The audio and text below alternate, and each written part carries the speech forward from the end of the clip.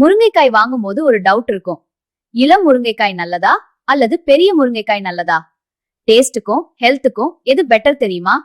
முருங்கைக்காய் தமிழ்நாட்டில் மிகவும் ஹெல்தி வெஜிடபிள். இதில் fibre, vitamin C, calcium, iron நல்ல அளவில் இருக்கும். இளம் முருங்கைக்காய் அதாவது ரொம்ப மென்மையான புதிய முருங்கைக்காய். இது ஸ்பெஷல் என்ன தெரியுமா?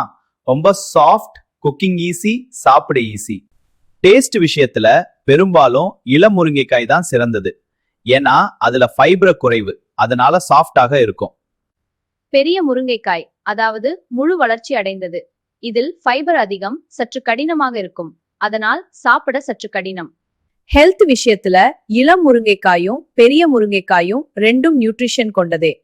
ஆனா மிக மெச்சூரான முருங்கைக்காயில ஃபைபர் அதிகம். முருங்கைக்காய் வாங்கும்போது மென்மையா இருக்க வேண்டும். மிகவும் கடினமாகவோ திக்காகவோ இருக்கக்கூடாது. இது டைஜஷனுக்கும் இம்யூனிட்டிக்கும் நல்லது. டேஸ்டுக்கு இளம் முருங்கைக்காய் தான் பெஸ்ட்.